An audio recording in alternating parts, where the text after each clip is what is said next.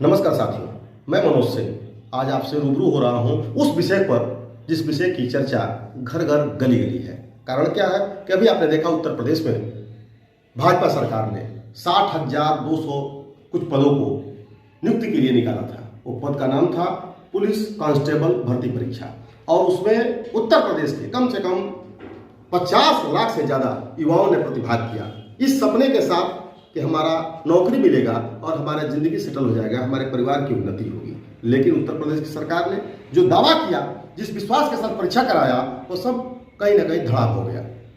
परीक्षा से पहले ही पेपर व्हाट्सएप पर घूमने लगा। आपने सोशल मीडिया पर सुना होगा व्हाट्सएप यूनिवर्सिटी का नाम। एक नई यूनिवर्सिटी बनी है अभी कुछ साल पहले जिसका नाम है व्हाट्सएप यूनिवर्सिटी। उसी यूनिवर्सिटी पर ये परीक्षा का पेपर घूमने लगा।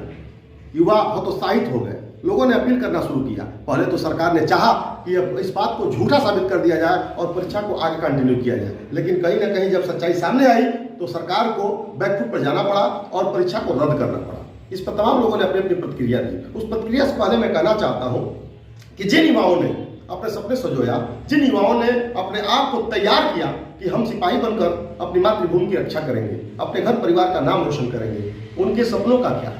तमाम बच्चे हतोत्साहित हैं, मनोबल टूटा हुआ है और उनके सपने टूटे हुए हैं। मैं उनसे कहना चाहता हूं कि जो युवा तैयारी कर रहे थे कहीं ना कहीं अपने उसी तैयारी को जारी रखें और मजबूती के साथ संघर्ष करें और अन्याय के खिलाफ आवाज उठाएं, सड़कों पर उतरें और सरकार से अपना हक और अपना न्याय की गुहार लगाएं। लेकिन साथ ही साथ मैं कहना चाहता हूं कि देश के तमाम विपक्ष के नेताओं ने अपनी अपनी प्रतिक्रिया दी। उस प्रतिक्रिया में एक शानदार प्रतिक्रिया हमको लगी आदरणीय अजय कुमार लल्लू जी की, जिन्होंने कहा कि जहां उत्तर पहले पता हो जाए उस प्रदेश को उत्तर प्रदेश कहते हैं। उन्होंने तंज कसा भारतीय जनता पार्टी की सरकार पर कि जहां परीक्षा से पहले ही पेपर लीक हो जाता हो, लीक की सरकार बनी हुई है। जो उत्तर प्रदेश के पूर्व मुख्यमंत्री रहे अखिलेश यादव जी ने, उन्होंने भी तंज कसते हुए कहा कि सरकार का मंशा बिल्कुल इस पर साफ नहीं है, कहीं ना कहीं उनके मन में खोट है और वो युवाओं को नौकरी इसलिए नहीं देना चाहते ताकि उनको वेतन देना पड़ेगा। उन्होंने नौकरी न देने का एक कारण और बताया कि अगर नौकरी देंगे तो आरक्षण देना पड़ेगा, वो आरक्षण नहीं देना चाहते।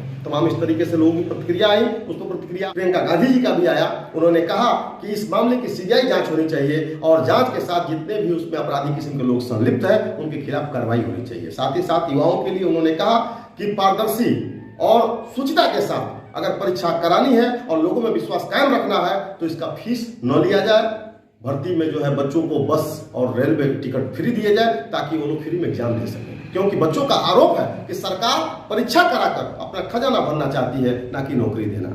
और उत्तर प्रदेश की सरकार अपना पेट खुद थपथपा रही है, बार बार कह रही है कि हम बहुत ही शुचिता के साथ स्वच्छता के साथ अपने परीक्षा को कराते हैं। सरकार बार बार दावा कर रही है कि या तो अपराधी जेल में है या प्रदेश छोड़कर भाग गए हैं। मैं पूछना चाहता हूं कि जब अपराधी जेल में है या प्रदेश छोड़कर भाग गए हैं तो आखिर ये कौन है जिसने परीक्षा को लीक कर दिया, बच्चों के सपने को धूल धूसरित कर दिया, बच्चों के सपनों को यूं ही पताका टांग दिया। मैं कहना चाहता हूं सरकार से कि सरकार अपने इस झूठे वादे को साइड में रखे और सच्चाई से आंख मिलाए और आम जनता और युवाओं के भविष्य के साथ खिलवाड़ न करे। ये सिर्फ पहला परीक्षा नहीं था जिसमें परीक्षा लीक हो गया और पेपर रद्द हो गया। इसके पहले तमाम परीक्षाएं हुई जो पेपर लीक होने के कारण रद्द करना पड़ा।